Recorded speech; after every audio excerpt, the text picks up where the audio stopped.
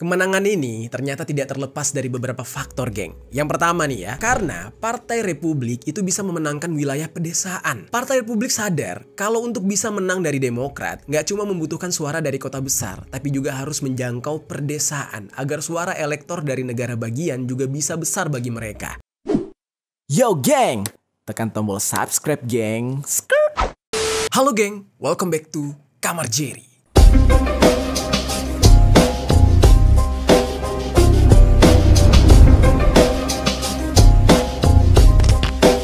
Geng. Beberapa hari yang lalu, Amerika Serikat sudah selesai melakukan pemilu dan Donald Trump dari Partai Republik yang memenangkan pemilihan presiden melawan Kamala Harris. Di video gue sebelumnya, yaitu mengenai runtuhnya dolar Amerika, gue sempat menyinggung sedikit tentang kemenangan Donald Trump ini, geng. Nah, meskipun saat itu gue nggak membahas secara keseluruhan mengenai pemilihan presiden Amerika Serikat. Nah, walaupun sebenarnya memang agak sedikit telat nih untuk ngebahas ini, tapi ya nggak apa-apa gitu ya. Karena better late than never gitu kan. Ya, lebih baik terlambat daripada nggak sama sekali. Biar kalian yang mungkin belum begitu mengetahui atau sebelumnya belum paham mengenai perpolitikan di Amerika, jadi tahu bagaimana sih kondisi sebenarnya di sana. Dan selain itu, dampak apa aja nih yang mungkin bisa terjadi untuk dunia dan terkhususnya untuk Indonesia ketika perpolitikan Amerika ini bergejolak. Nah, mungkin sebagian dari kalian bakal mengatakan, "Raurus," gitu kan? Gak penting. Yang penting kita hidup di Indonesia pakainya rupiah, gak ada urusannya sama Amerika Serikat. Tapi tunggu dulu. Apa yang terjadi di Amerika biasanya itu akan berdampak pada dunia. Karena seperti yang kita tahu ya, negara adidaya yang satu ini selalu mempunyai pengaruh yang begitu kuat terhadap sistem yang berjalan di muka bumi ini. Jadi kalau di sana itu chaos, ya muka bumi ini bisa chaos. Kalau di sana nggak senang, pasti beberapa negara yang mungkin ya mereka nggak senang gitu ya, itu bakal timbul masalah. Nah, makanya Amerika ini cukup menjadi apa ya, kayak dibilang trendsetter, bukan juga, tapi kayak apa ya, pengendali lah gitu, kurang lebih. Nah, jadi untuk kalian ya patut mendengar informasi-informasi seperti ini. Seperti yang kita tahu nih, geng, Donald Trump itu menjadi salah satu presiden Amerika yang sangat kontroversial dengan beberapa kebijakan yang dinilai cukup diskriminatif gitu. Nah, terus juga kalau gue lihat nih, beberapa artis-artis di Amerika itu justru tidak mendukung Trump, tapi justru mendukung lawannya, yaitu Kamala Harris. Nah, tapi kok bisa gitu? Donald Trump yang terkenal kontroversial ini dan dukungan padahal banyak untuk Kamala Harris, tapi justru dialah yang memenangkan pemilihan presiden. Nah, makanya berita mengenai kemenangan Donald Trump ini membuat banyak orang kaget, terkejut, bukan main. Dan bukan hanya orang Amerika aja, tapi mungkin semua orang yang ada di seluruh dunia. Dan soalnya, salah satu animasi kartun, yaitu The Simpsons, yang sangat terkenal dengan ramalannya, ternyata untuk kali ini, ramalannya salah, geng. Yang mana di episodenya yang berjudul Back to the Future, itu dirilis pada tahun 2000, dan di sana terlihat kalau Kamala Harris lah yang memenangkan pemilu atau pemilihan presiden ini. Tapi kali ini, semua ramalannya meleset. Nah, terus timbullah pertanyaan, apa strategi yang dilakukan oleh Donald Trump ini? Dan setelah kemenangan Trump ini, apakah akan ada pengaruh terhadap negara-negara lain, termasuk negara kita Indonesia? Nah, di video kali ini kita bakal membahas secara tuntas tentang hal itu semua, secara ringan pastinya agar kalian mudah mengerti, dan apakah akan berpengaruh terhadap negara-negara lain, termasuk negara kita Indonesia. Nah, langsung aja kita bahas secara lengkap di sisi lain.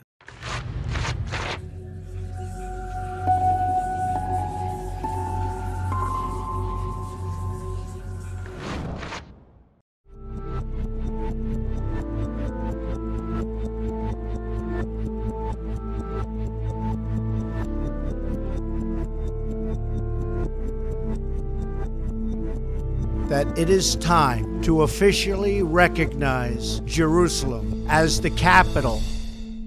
Oke, untuk yang pertama mungkin kita akan membahas kondisi pemilu di Amerika Serikat dulu, geng.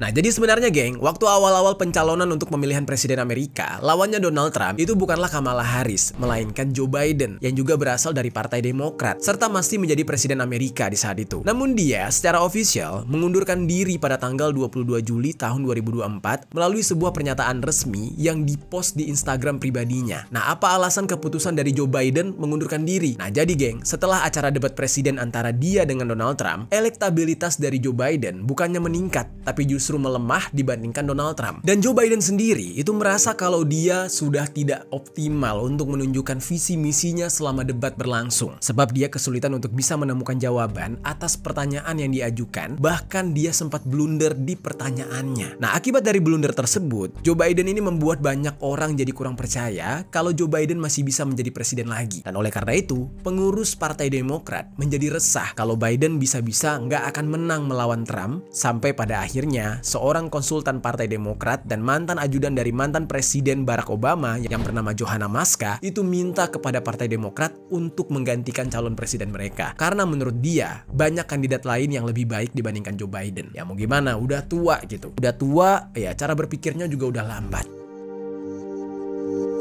Akibat dari saran tersebut, berundinglah nih beberapa tokoh internal dari partai tersebut yang akhirnya meminta agar Joe Biden itu nggak melanjutkan untuk maju dalam pemilihan presiden. Dan kekhawatiran tersebut semakin besar ketika Barack Obama sendiri merasa khawatir kalau Joe Biden yang tetap maju, tapi pada akhirnya mereka tetap menyerahkan nih keputusan itu kepada Biden. Tetap mau maju atau enggak? Nah, kalau Biden tetap maju, ya juga akan membahayakan Partai Demokrat yang ada kemungkinan tidak bisa menguasai parlemen. Dan menurut mantan ketua DPR yang bernama Nancy Pelosi, ada jajak pendapat yang menunjukkan kalau kemungkinan besar dia nggak akan bisa mengalahkan Donald Trump. Ya walaupun kalau kita lihat Donald Trump ini gayanya selengean banget gitu ya. Yang mana Joe Biden gayanya ya bener-bener kayak percaya diri, bener-bener serius orangnya. Tapi udah banyak rakyat Amerika yang tidak senang sama dia. Karena meningkatnya tekanan agar Biden bisa mundur dari partainya sendiri, akhirnya Joe Biden dengan legowo dia mengundurkan diri dari pencalonan. Dan sebagai penggantinya, Joe Biden sudah menaruh perhatian terhadap wakilnya sendiri yaitu Kamala Harris, karena dia dinilai sebagai pilihan yang paling memungkinkan untuk bisa menggantikan posisi Joe Biden di dalam pemilihan presiden. Nah makanya Kamala Harris pun didukung oleh Joe Biden agar bisa menggantikan posisi dia. Walaupun nama yang berpotensi untuk menggantikan Biden gak cuma Kamala Harris sebenarnya, tapi di saat itu ada Gavin Newsom yang menjabat sebagai gubernur California dan Gretchen Whitmer yang menjabat sebagai gubernur Michigan. Tapi mereka sama-sama menyatakan tidak akan mencalonkan diri untuk menggantikan Biden, sehingga orang yang tersisa di saat itu yang bersedia menggantikan Biden adalah Kamala Harris. Nah akhirnya Joe Biden pun digantikan oleh Kamala Harris, dan ini juga membuat banyak investor yang akhirnya buka suara. Seperti ekonom Bank Swiss yaitu UBS mengatakan kalau Kamala Harris yang dicalonkan, maka pelaku pasar akan melihat akan adanya keberlanjutan dari programnya Biden ketika dia menjabat sebagai presiden sebelumnya. Nah UBS juga mengatakan kalau Kamala Harris menang, Amerika di bawah pemerintahan dari Partai Demokrat dan akan memungkinkan untuk bisa mendukung inisiatif yang menguntungkan energi hijau, efisiensi, membuat kendaraan listrik juga. Karena mendapatkan respon yang positif atas pergantian posisi Biden ke Kamala Harris, akhirnya menjadi semakin mantap tuh untuk Kamala Harris mencalonkan diri di pemilihan presiden melawan Donald Trump. Namun di saat itu kalian harus ingat ya geng, ada kasus di mana Donald Trump hampir meninggoy gara-gara didor di saat dia berpidato. Nah itu salah satu hal yang membuat Donald Trump ini jadi harum namanya. Jadi orang-orang tuh menganggap saking elektabilitasnya Trump ini bagus gitu ya, banyak orang yang ingin menghabisi dia, tapi akhirnya dia bisa selamat. Nah itu trik-trik drama-drama kayak gini nih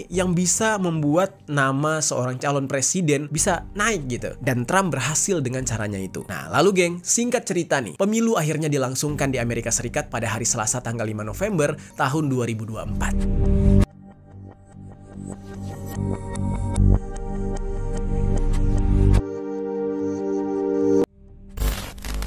Tapi jangan kalian kira pemilu Amerika itu memiliki mekanisme yang sama dengan di Indonesia ya geng. Nah menurut gue nih, ini ada sedikit informasi yang nggak kalah penting, jadi sekalian gue bahas sedikit. Di Amerika Serikat itu, pemilunya menggunakan sistem yang disebut dengan Electoral College. Sistem ini mengatur di mana warga Amerika nggak memilih presiden secara langsung, tapi berdasarkan suara mayoritas dari elektor atau sekelompok orang yang mewakili para pemilih yang ada di setiap negara bagian. Nah elektor ini adalah pejabat, pemimpin partai politik, atau orang-orang di negara bagian yang memiliki afiliasi pribadi maupun politik dengan calon presiden dari partai mereka. Nah misalnya nih, di negara bagian New York, mayoritas elektornya itu pilih Kamala Harris. Ya berarti Kamala Harris menang di New York. Nah begitu juga sebaliknya. Lalu geng, ada sebanyak 538 elektor yang ada di seluruh negara bagian di Amerika Serikat. Dan setiap negara bagian memiliki jumlah elektor yang berbeda-beda karena menyesuaikan dengan jumlah populasi atau jumlah masyarakatnya gitu. Nah terus bagaimana caranya agar calon presiden bisa memenangkan pemilihan? Ya setidaknya mereka harus mendapatkan 200 570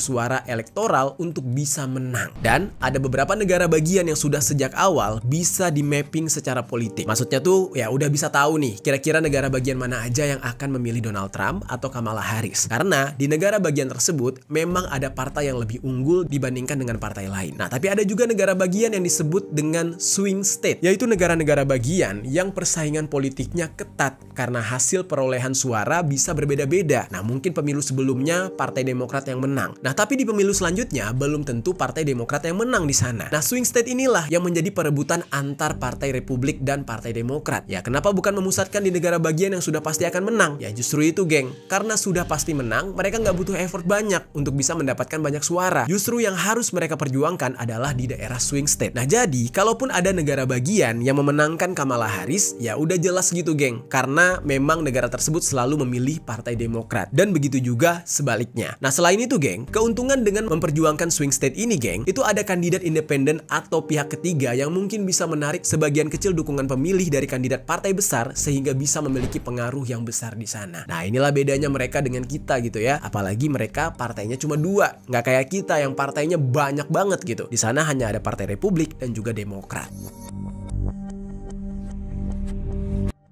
Dan untuk pemilihan presiden kali ini di Amerika Serikat, ada sebanyak 7 swing state yang diperebutkan, yaitu daerah Arizona, Georgia, Michigan, Pennsylvania, Wisconsin, Nevada, North Carolina atau Carolina Utara. Dan hasil dari pemilihan presiden ini, seperti yang udah kita tahu, Donald Trump lah yang berhasil memenangkan suara dengan perolehan 312 suara, sementara Kamala Harris mendapatkan 226 suara. Nah, ke-7 swing state semuanya berhasil dikuasai oleh Trump, sehingga nggak heran kalau dia berhasil menang. Bahkan nggak cuma Donald Trump aja yang bisa memenangkan pemilu, tapi Partai Republiknya pun juga berhasil memenangkan suara Senat sebanyak 53 orang dan suara DPR sebanyak 218 orang. Nah, kali ini Partai Demokrat kalah telak, geng, melawan Partai Republik. Dan ini bisa dikatakan ya Trump efek gitu, efeknya Donald Trump. Nah, terus pasti timbul pertanyaan, kenapa bisa orang sekontroversial Donald Trump, bahkan ya dia itu ketika mencalonkan diri jadi presiden, dia dalam kondisi status sebagai tersangka loh. Tersangka dia, harusnya dia di penjara, tapi dia bisa mencalonkan diri sebagai presiden dan menang gitu. Gimana caranya? Padahal juga nih ya, kalau kita berkaca ya dengan ya yang ada di negara kita, seorang calon kalau sudah didukung oleh artis-artis atau influencer atau orang-orang yang punya nama, itu rata-rata pasti menang. Nah, di Amerika, Donald Trump itu tidak didukung oleh artis-artis atau selebriti di sana. Kamala Harris yang justru banyak didukung oleh selebriti, tapi dia kalah. Nah, ditambah lagi dengan kasusnya P. Diddy, nama Donald Trump juga ikut terseret, tapi Donald Trump menang. Ini apa sebenarnya? Apa nih ajian yang dibuat oleh Donald Trump sehingga dia bisa menang? Nah, sekarang kita masuk ke dalam pembahasan mengenai strategi Donald Trump sehingga dia bisa menang dalam pemilihan presiden.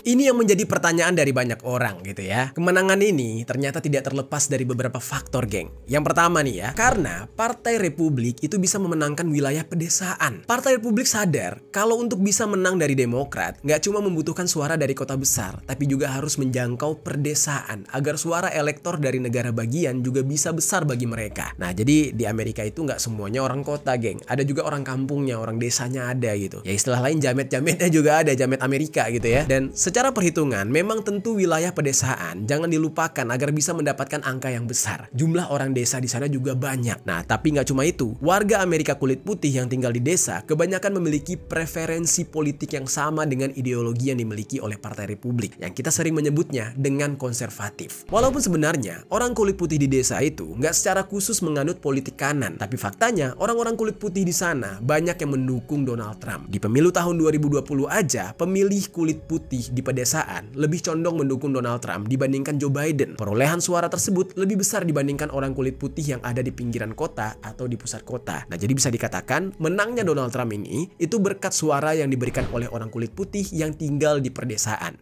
Orang-orang bule yang jamet-jametnya gitu. Orang-orang yang di kampung-kampungnya gitu. Terus, geng, kemenangan Donald Trump ini juga didasari karena dukungan yang datang dari orang-orang non kulit putih juga dan warga muslim. Nah, kok bisa nih? Padahal yang kita tahu ya selama ini Donald Trump ini kan agak sedikit rasis gitu. Dan bukannya ideologi dia sangat konservatif, itu seharusnya justru menjadi ancaman bagi orang-orang yang bukan kulit putih dan juga orang muslim gitu kan. Nah ternyata ini juga menjadi kesalahan bagi Kamala Harris, geng. Ada beberapa kelompok yang akhirnya memutuskan untuk mendukung Trump, yaitu orang Afrika Amerika, Hispanik Amerika, Asia Amerika, Arab Amerika, dan Muslim Amerika. Nah ini nggak bisa disamain nih, Arab Amerika dengan Muslim Amerika. Arab Amerika ada yang Kristen juga, ada yang Yahudi juga. Tapi kalau khusus Muslim Amerika, mereka itu tercampur dari berbagai agama dan ya mereka menggolongkan diri sebagai Muslim Amerika. Seorang aktivis Arab yang bernama Adam Abu Salah yang ada di Dearborn, Michigan, itu mengatakan kalau komunitasnya lebih memilih Trump dibandingkan Kamala. Ini dikarenakan Kamala ini yang masih menjabat sebagai wakil dari Biden dan mengabaikan seruan dari kelompok tersebut untuk mempertimbangkan dukungan tanpa syarat kepada Israel. Dan di Michigan sendiri menjadi salah satu negara bagian yang memiliki banyak sekali orang Islamnya dan menjadi bagian dari swing state yang dimenangkan oleh Trump. Nah, jadi orang-orang Islam, orang-orang Muslim yang ada di Amerika itu banyaknya di Michigan.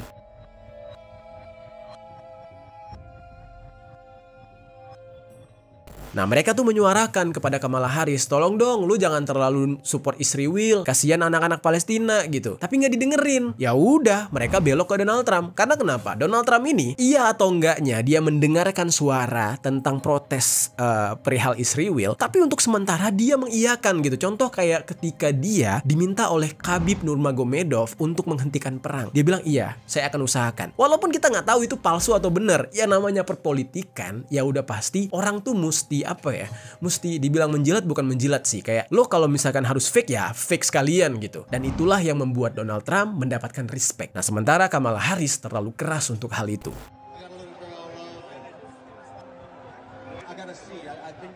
Udah gitu ya, menurut komunitas Arab yang ada di Amerika Serikat, Kamala Harris ini sering sekali membuat statement dan terus-menerus membuat statement seolah apa yang dilakukan oleh Israel adalah hak mereka untuk mempertahankan diri sebagai negara, padahal komunitas Arab Muslim Amerika, anak muda di sana dan kaum progresif di sana yang menjadi bagian basis Demokrat justru mendukung Palestina. Dan statementnya yang terus mendukung Israel inilah yang membuat dia akhirnya kalah dan diabaikan. Walaupun sebenarnya, seperti yang gue katakan sebelumnya, dengan mendukung Donald Trump juga tidak berarti ya bisa menghentikan genosida. Tapi setidaknya Donald Trump masih mau mendengar, ya kan? Masih mau mengiyakan, menganggukkan kalimat-kalimat protes. Nah, jadi begitulah geng, perpolitikan. Gak boleh keras-keras banget sama masyarakat gitu. Political movement of all time, there's never been anything like this in this country and maybe beyond. Nah lalu geng, Donald Trump juga mendapatkan dukungan dari perempuan kulit putih geng. Hal ini sangat mengejutkan karena sudah sedari dulu perempuan secara keseluruhan padahal lebih condong ke Partai Demokrat. Tapi hal ini nggak berlaku bagi perempuan kulit putih yang justru memilih calon dari Partai Republik. Selama 72 tahun terakhir, mayoritas dari perempuan kulit putih Amerika itu hanya memilih calon dari Partai Demokrat sebanyak 2 kali, yaitu pada tahun 1964 dan 1996. Nah di pemilu kemarin juga sama, mereka memilih Donald Trump dengan perolehan suara sebesar 52%. Dan mereka melakukan hal yang sama di tahun 2016 dan 2020. Dan berdasarkan jajak pendapat nasional menunjukkan kalau Donald Trump dengan mudah memenangkan suara perempuan kulit putih. Dan untuk laki-laki kulit putih juga banyak yang memilih Donald Trump dengan memperoleh suara sebanyak 59% suara. Sementara untuk kaum kulit hitam, dia hanya memperoleh 20% suara dari kaum laki-laki dan 7% suara dari kaum perempuan. Ya walaupun sudah dipastikan kalau perempuan kulit putih akan memilih Trump, bukan berarti Kamala tidak berusaha untuk mendapatkan suara mereka. Ya Kamala Harris juga mencoba untuk meyakinkan perempuan kulit putih kalau masa depan mereka dipertaruhkan jika memilih Donald Trump. Tapi ternyata kampanye yang dilakukan oleh Kamala Harris ini nggak cukup membuat ya wanita-wanita kulit putih percaya dengan ucapannya dia.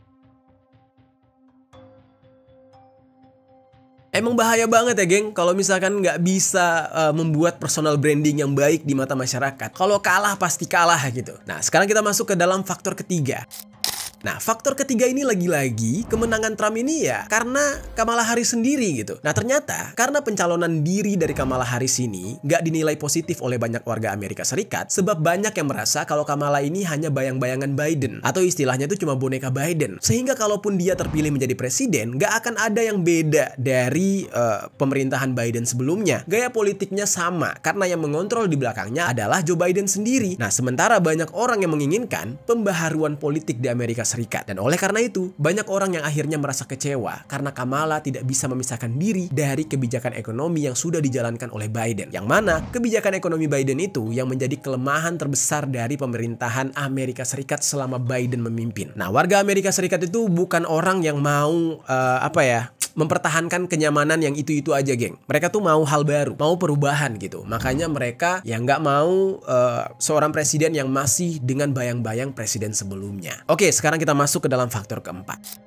Faktor keempat ini masih seputar kekurangan Kamala Harris, yaitu kampanye Kamala Harris yang terkesan gak terkoordinasi dengan baik. Nah, di beberapa negara bagian, tim ses dari Kamala Harris dianggap kurang membangun hubungan yang kuat dengan pejabat setempat, sehingga tidak berhasil mendapatkan dukungan. Contohnya seperti di daerah Pennsylvania. Nah, kaum Demokrat Yahudi dan kelompoknya itu menyampaikan keluhan kepada tim sesnya Kamala Harris mengenai kurangnya hubungan mereka dengan pejabat penting yang ada di negara bagian tersebut, yang mana pada akhirnya mempengaruhi kemampuan kampanye untuk bisa mengajak pemilih memberikan dukungan kepada Kamala. Nah, lagi-lagi di dalam hal ini Kamala jadi kehilangan banyak suara. Nah terus geng, faktor yang terakhir yang bisa memenangkan Donald Trump dalam pemilu ini, yaitu kurang atau sedikitnya interaksi dari Kamala Harris dengan media besar. Kamala selalu menunda wawancara eksklusif sampai lebih dari 1 bulan setelah kampanye berlangsung. Nah jadi ibaratnya tuh dia suka menghindar dari wartawan. Nah padahal nih ya, wartawan, jurnalis itu adalah senjata penting juga nih bagi politik. Jadi setiap orang yang mau dekat dengan wartawan, dekat dengan media, ya itu udah pasti bakal terbantu banget. Dan Kamala juga menghindari ketika ditanya mengenai penjelasan beberapa kebijakannya, termasuk dengan keyakinannya yang berubah terkait fracking atau teknik pengeboran dan kebijakan imigrasi. Nah, beberapa kelemahan dari Kamala ini justru berdampak besar bagi posisinya di pemilihan presiden, yang membuat banyak pemilih menjadi ragu akan program-program yang akan dia lakukan ketika menjabat menjadi presiden nanti. Dan ini seperti sebuah kesempatan besar bagi Donald Trump untuk bisa menjaring banyak pemilih dan yang membuat orang-orang jadi nggak percaya sama Kamala Harris.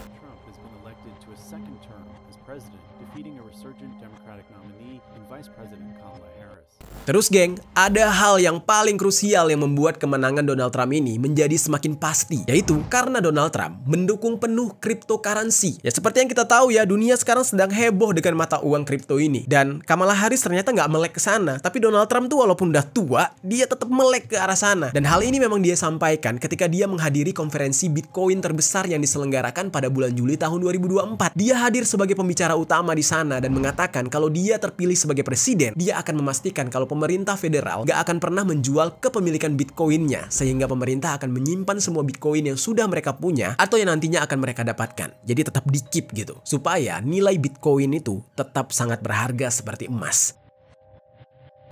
Kemudian Donald Trump juga berjanji akan memecat ketua dari Securities and Exchange Commission atau SEC yang bernama Gary Gensler yang ditunjuk langsung oleh Joe Biden. Sebab nih ya, selama menjabat, Gary ini mengambil pendekatan yang agresif terhadap regulasi dari kripto. Nah, Trump mengatakan dia akan membuat Dewan Penasihat Presiden yang khusus untuk Bitcoin serta kripto. Dan dalam maksud untuk mengembangkan kripto di Amerika Serikat, Donald Trump di bulan Juni tahun 2024 sudah bertemu dengan beberapa jajaran eksekutif dan ahli mining Bitcoin di sebuah klub yang bernama Mar-a-Lago Club di Palm Beach, Florida. Dan ini adalah pertama kalinya Donald Trump mengadakan pertemuan dengan ahli teknologi yang mengamankan jaringan Bitcoin senilai 1,5 triliun USD. Dan rencananya semua Bitcoin akan ditambah di Amerika, geng. Dan hal inilah yang membuat orang-orang yang bermain kripto banyak memutuskan untuk memberikan suara kepada Donald Trump. Gila, cerdas banget nih si bapak-bapak ini ya. Dari segala lini gitu dia masuk.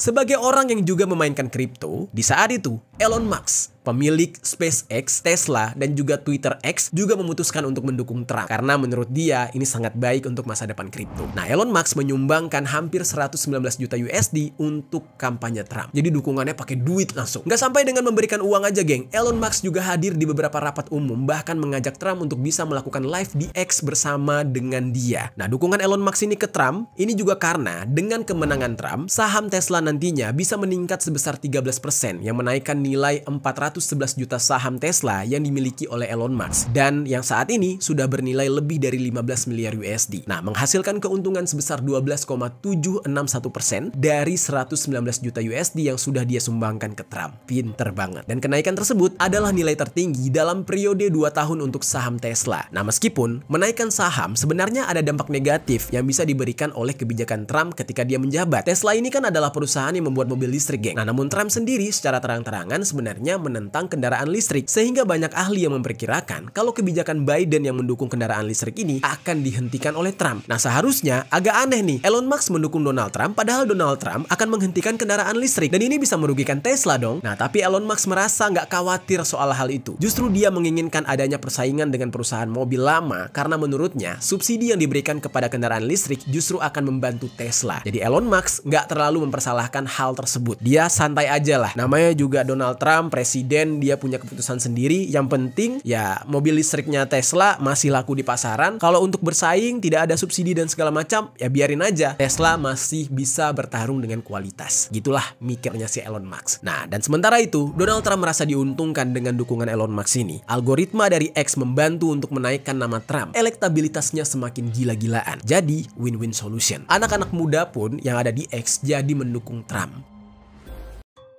Dan untuk saat ini, Joe Biden semakin tersudut. Dan orang-orang Amerika Serikat sekarang memiliki musuh bersama, yaitu Joe Biden. Sehingga mereka nggak akan memilih segala sesuatu yang berkaitan dengan Joe Biden, termasuk si Kamala Harris. Nah, tapi seharusnya mereka nggak boleh lupa kalau Trump ini ya terjerat sebuah kasus, seperti yang gue katakan tadi, yaitu kasus suap, dan kasusnya terjadi sebelum Trump menjabat sebagai presiden. Dan hal ini yang membuat Donald Trump masih berstatus sebagai tersangka. Tapi apa boleh buat, dia udah jadi presiden gitu. Nah, mungkin sedikit gue bahas nih tentang kasusnya Donald Trump ini. Jadi geng, ceritanya, ada seorang bintang film dewasa yang bernama Stormy Daniels, yang nama aslinya itu adalah Stephanie Clifford. Nah, dia mengaku bertemu dengan Donald Trump pada bulan Juli tahun 2006 ketika turnamen golf amal yang diadakan di Lake Tahoe, sebuah resort yang terletak di antara California dan Nevada. Nah, kemudian nih, di tahun 2011, di sebuah wawancara yang diterbitkan fullnya pada bulan Januari tahun 2018, Daniels ini mengatakan kalau Donald Trump lah yang mengundang dia untuk makan malam dan pergi menemui dia di sebuah kamar hotel. Dan kalian bisa tahu lah ya apa yang terjadi di sana. Padahal Donald Trump ini sudah punya istri, yaitu Melania Trump, dan perselingkuhan tersebut terjadi 4 bulan setelah kelahiran anak bungsunya Donald Trump, yaitu Barron. Nah, Daniels ini diancam untuk tetap diam dan tidak boleh membocorkan terkait perselingkuhannya tersebut. Dan di bulan Januari tahun 2018, media Wall Street Journal menerbitkan sebuah artikel yang mengklaim kalau pengacara Donald Trump saat itu, yaitu Michael Cohen, melakukan pembayaran sebesar 130.000 USD kepada Daniels di bulan Oktober tahun 2016, 1 bulan sebelum pemilihan presiden Amerika yang dimenangkan oleh Trump pada masa itu. Nah, di dalam artikel tersebut, uang tersebut adalah uang tutup mulut supaya perselingkuhannya tidak bocor ke media. Nah, tapi geng, sebenarnya pembayaran kayak gitu nggak dilarang secara hukum di Amerika, tapi bakal bermasalah kalau pembayarannya tersebut dicatat sebagai jasa hukum untuk pengacaranya, yaitu Cohen. Nah, itu artinya Donald Trump sudah melakukan pemalsuan catatan bisnis dan menjadi sebuah tindak pidana. Nah, lalu kasusnya pun berjalan sampai di pengadilan, yang awalnya hakim yang bernama Juan M. Merchan itu menjadwalkan keputusan akan diucapkan pada hari Selasa tanggal 12 November kemarin. Nah, tapi keputusan tersebut ditunda hingga sampai tanggal 19 November. Para jaksa juga setuju akan penundaan tersebut. Padahal hakim juri sudah memutuskan kalau Donald Trump bersalah atas kasusnya dan dia jadi tersangka. Hanya saja Donald Trump menyangkal dan mengaku kalau dia nggak bersalah. Nah, dia bersikeras kalau tuduhan tersebut bermotif politik dengan tujuan untuk menjatuhkan dia dalam kampanye presiden. Nah, sekitar 1 bulan lebih setelah vonis diberikan, Mahkamah Agung Amerika Serikat memutuskan kalau seorang mantan presiden nggak bisa dituntut secara hukum atas tindakan yang mereka lakukan ketika menjabat sebagai presiden. Dan jaksa tidak bisa mengutip tindakan tersebut bahkan untuk mendukung kasus yang murni dilakukan secara pribadi. Nah, seperti nggak mempertimbangkan kasus tersebut, orang-orang masih banyak mendukung Donald Trump. Dan justru karena statement yang dikatakan oleh Donald Trump yang mengatakan dia dikasuskan seperti karena motif politik atau gara-gara pengen jatuhin dia sebagai calon presiden, jadinya banyak orang-orang yang pada akhirnya lebih mendukung Trump lagi. Mereka jadi percaya, oh iya ya, ini gara-gara Trump mau jadi presiden malah mau dijatuh-jatuhin dengan video-video yang nggak bener, cerita-cerita dewasa. Padahal kalau secara logiknya di Amerika Serikat sendiri, siapa sih yang nggak melakukan hal tersebut dengan bebas. Nah, kenapa Donald Trump dipermasalahkan ketika dia mau jadi presiden? Akhirnya hal tersebut malah menjadi kampanye gratis buat Donald Trump. Gila, pinter banget nih orang. Nah, sekarang Donald Trump sudah terpilih sebagai presiden. Gua pengen bahas nih sama kalian, setelah terpilihnya Donald Trump, apakah akan berpengaruh terhadap kondisi Amerika dan dunia? Dan bagaimana dampaknya bagi negara-negara lain, termasuk negara kita Indonesia, kalau sampai Donald Trump jadi presiden Amerika? Sekarang kita bahas.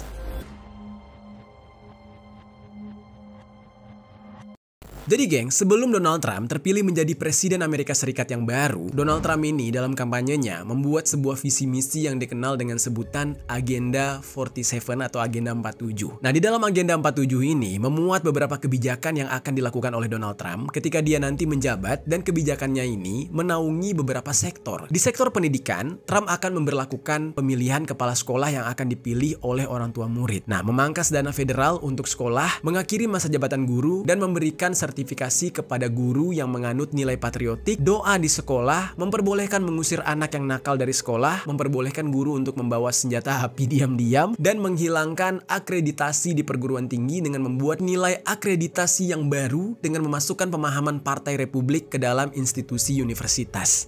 Wah, aneh-aneh aja ya, ada gurunya boleh membawa senjata gitu. Nah, terus kemudian Donald Trump juga akan meninggalkan perjanjian iklim Paris dan menghilangkan kebijakan Biden yang membatasi emisi dan menargetkan 67% kendaraan baru menjadi kendaraan listrik pada tahun 2023, sehingga akan meningkatkan produksi minyak dan gas secara besar-besaran. Di lembaga peradilan, Donald Trump berjanji akan menunjuk 100 jaksa yang akan sejalan dengan kebijakannya dia. Dan dalam bidang pertahanan, Donald Trump berjanji bakal berinvestasi dalam perekrutan dan mempertahankan tugas polisi serta melarang imigran gelap untuk menerima manfaat apapun. Lalu, dia juga bakal mengakhiri kewarganegaraan berdasarkan kelahiran bagi imigran gelap. Jadi nggak boleh tuh imigran gelap bisa punya anak yang punya kewarganegaraan Amerika hanya karena lahir di Amerika. Itu bakal dihapus oleh Donald Trump. Dan dia juga bakal memberlakukan larangan berpergian dari negara-negara tertentu. Nah, Amerika ini beda banget ya geng sama negara-negara luar negara kita. Salah satu contohnya, kalau kita kan ada orang luar datang ke negara kita sebagai turis, kita malah seneng. Kalau Amerika enggak, justru mereka tuh deg-degan kalau ada turis yang datang. Makanya banyak yang setuju nih dengan Donald Trump ketika dia membatasi atau larangan berpergian dari negara-negara tertentu ke negara mereka. Nah, masyarakatnya malah support. Supaya apa? Supaya Amerika itu tidak disusupi oleh imigran-imigran gelap, alias orang-orang yang datang ke sana untuk liburan terus tiba-tiba nggak pulang lagi.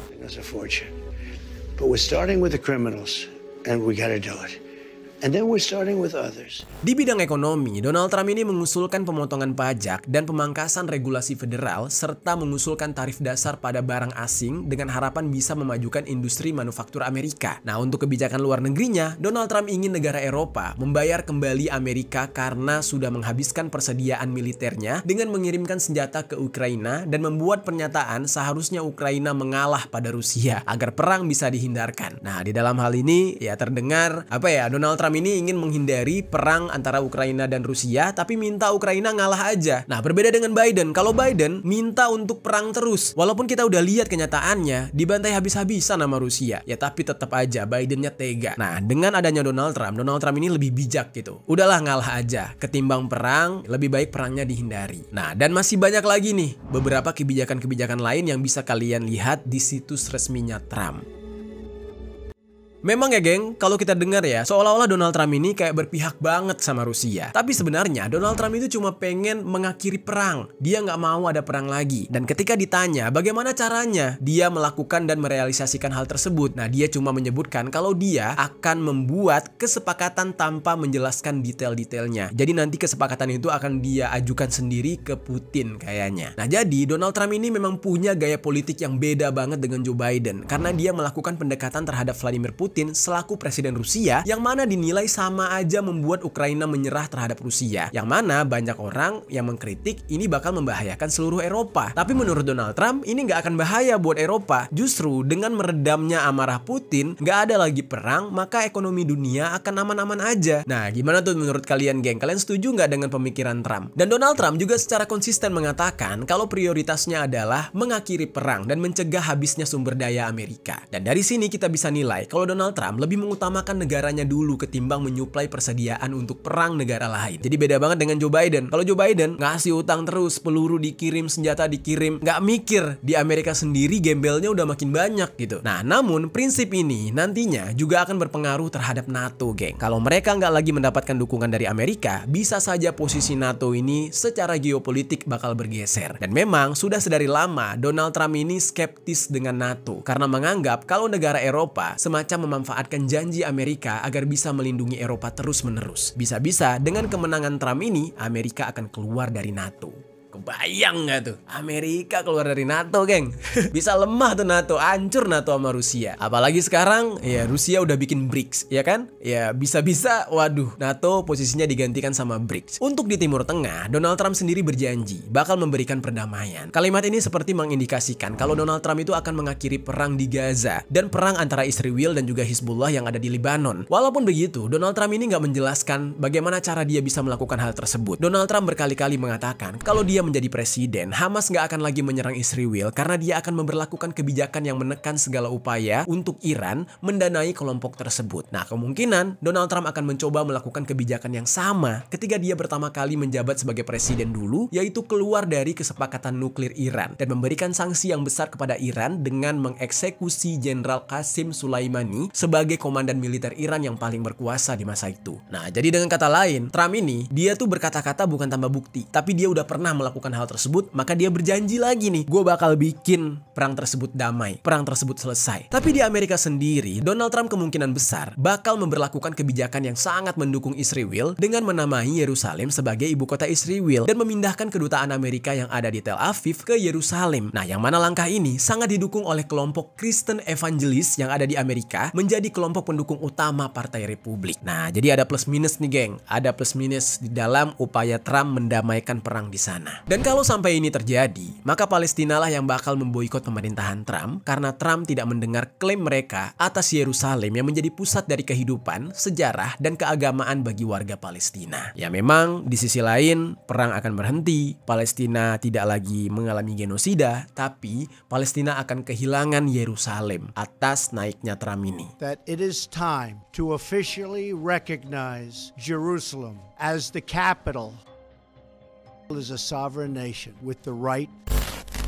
Lalu geng, naiknya Donald Trump sebagai presiden kembali juga tentunya berdampak terhadap Cina. Hubungan antara Amerika dengan Cina dalam hal ini membawa dampak paling besar bagi keamanan dan perdagangan global serta menjadi strategi paling baik yang akan dijalankan oleh Amerika. Ketika Trump menjabat sebagai presiden dulu, Trump ini menganggap Cina sebagai pesaing bagi Amerika sehingga memberlakukan pajak masuk terhadap beberapa barang impor Cina ke Amerika. Hal inilah yang membuat Cina juga menerapkan hal yang sama terhadap beberapa barang yang berasal dari Amerika. Sama-sama inilah mereka sama-sama saling nyerang. Nah, pernah ada upaya untuk meredakan hal tersebut, namun karena pandemi COVID, sehingga upaya tersebut menjadi terkendala. Nah, setelah menjadi presiden, Trump sepertinya bakal melakukan upaya menangkal Cina jauh lebih besar dibandingkan Joe Biden, dengan membangun aliansi keamanan Amerika dengan negara-negara lain dalam mencegah invasi produk-produk Cina. Nah, Amerika sudah mempertahankan bantuan militer mereka untuk Taiwan, yang mana Taiwan ini menjadi saudara, saudara yang lagi berantem lah sama Cina, tapi justru Amerika membantu Taiwan. Yang mana semulanya Taiwan ini kan merupakan provinsi Cina, tapi mereka ingin memisahkan diri dari Cina. Hanya saja sampai sekarang mereka masih di bawah kembali Cina. Nah, kalau Cina kita nggak perlu khawatir lah, mereka kuat gitu geng ya. Yang jadi pertanyaannya gimana dengan negara kita Indonesia? Apa yang akan terjadi saat Donald Trump kembali memimpin Amerika? Apakah kita akan terkena dampak juga? Jawabannya iya geng, terutama di sektor ekonomi. Nah, hal ini disampaikan oleh Menteri Keuangan yaitu Bu Sri Mulyani. Beliau mengatakan pengaruh pertama dari perekonomian yang bisa dirasakan itu adalah dari sisi kebijakan. Amerika sebagai negara perekonomian terbesar di dunia itu bakal mengalami perubahan dari sejumlah kebijakan karena adanya perbedaan pandangan antara Donald Trump dengan Joe Biden. Terus juga perang dagang antara Cina dan Amerika akan menjadi perhatian karena dikhawatirkan perang tersebut bisa kapan aja meningkat dan tensi dari geopolitik di beberapa negara juga belum mereda yang akan berdampak pada reaksi sesaat atau langsung seperti ekspektasi terhadap penurunan pajak korporasi inflasi, ekspansi belanja, kenaikan tarif impor terhadap negara yang berdagang dengan Amerika, terutama Cina. Nah, selain itu, kebijakan Trump mengenai perubahan iklim yang nantinya akan mempengaruhi pergerakan minyak dunia. Jadi, kemenangan dari Trump ini juga memberikan sentimen yang cukup kuat dan bisa langsung dirasakan, yaitu pengaruh dolar terhadap nilai tukar mata uang dunia, termasuk rupiah. Karena nilai tukar dolar Amerika sampai bulan Oktober kemarin aja udah menguat di angka 15.000 dan dalam bulan ini aja udah hampir 16.000. Nah, memang secara kebijakan memang belum bisa dirasakan dampak langsungnya. Tapi kalau kita lihat dari nilai mata uang mereka yang terus meningkat jauh, dan itu semua disebabkan karena pengaruh kemenangan Donald Trump. Nah, jadi untuk kalian ya siap-siap aja. Kalau di pembahasan gua kemarin ya tentang dolar yang semakin menguat terhadap rupiah dan rupiah yang semakin anjlok, itu ada yang komen gini, "Raurus, aku masih beli nasi pakai rupiah bukan pakai dolar, mau dolar naik terserah," katanya. Itu ada komennya kemarin tuh. Nah, di situ gua agak miris gitu ya. Ya memang kita masih beli nasi pakai rupiah, tapi jangan salah, barang-barang impor di negara kita itu juga ada yang dibeli pakai dolar. Kalau dolarnya makin tinggi, maka semakin banyak uang yang harus dikeluarkan dan barang itu juga harganya mahal secara rupiah. Itu loh, Nduk. Jadi kenaikan mata uang dolar terhadap rupiah itu bukannya nggak ada pengaruh, gede pengaruhnya buat kita. Nah, jadi geng, itulah dia pembahasan kita hari ini tentang kemenangan Donald Trump sebagai Presiden Amerika Serikat, yang mana pengaruhnya terhadap negara kita juga sangat signifikan nantinya. Gimana geng menurut kalian tentang pembahasan kita kali ini? Coba tinggalkan komentar di bawah.